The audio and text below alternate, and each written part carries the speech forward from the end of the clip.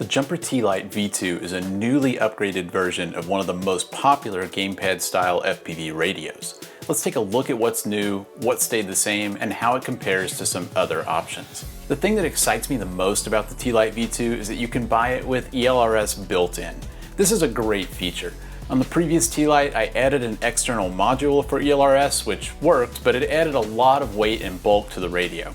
Now you get that built in, and it's compact and lightweight. The ELRS module can transmit at up to 100 milliwatts, which is lower than a lot of other radios we've seen, but it doesn't really concern me.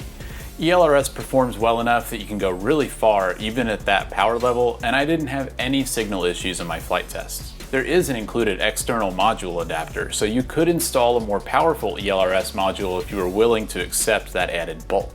And in this V2 version, Jumper says they've fixed the power issue that some users had with the external module, so you should be able to run that module at its full power. I also appreciate that the radio came pre-configured with the ELRS Lua script and most of the settings that you need to get started. The T-Lite V2 comes with Edge TX installed, so all the options should be familiar, and there's a lot of customization available here. You have the same screen and navigation buttons as the original T-Lite, which are a little lacking compared to some of the higher end radios, but they're perfectly usable. But one thing that did surprise me is that the ELRS module came with firmware for ELRS 3.0, which isn't backwards compatible with previous versions of ELRS. I am really happy to see that they're already supporting the latest versions, and it's good to see that forward thinking, but personally I haven't moved any of my drones to 3.0 just yet. Fortunately, there is a way to flash firmware for ELRS 2.5.1 to the T-Lite V2, so if you want to do that, check down in the description of this video.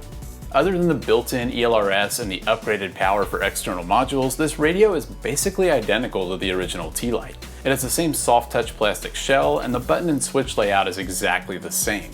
The gimbals also seem identical, although the ones on my V2 are a bit tighter than the ones on my original T-Lite.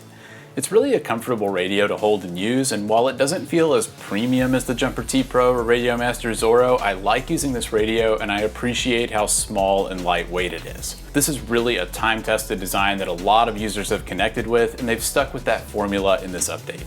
The T-Lite V2 is still powered by a single 18650 battery, and Jumper says that battery can last up to 6 hours. I haven't run mine all the way down yet, but it does seem to last a long time.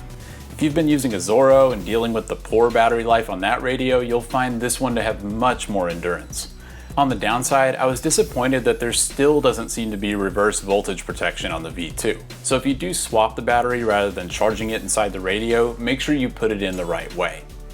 But maybe the best part of the T-Lite V2 is the price. The MSRP for the ELRS version is only $60 US. This radio has a screen, it runs Edge TX, and it has that built-in ELRS module. If you're looking for an affordable radio to get into FPV, this is probably it. The Beta FPV Lite Radio 3 is also $60, but I don't think I can recommend that radio if you can get this one for the same price. If you go up to a higher price point, the Jumper T Pro and Radio Master Zorro are both really nice radios, but they aren't without their faults either. And it really can be a much higher price. Right now, the ELRS version of the Zorro is $120 US. I'm not so sure that it's twice as good as the T-Lite V2. This is looking like a competitive radio at a great price.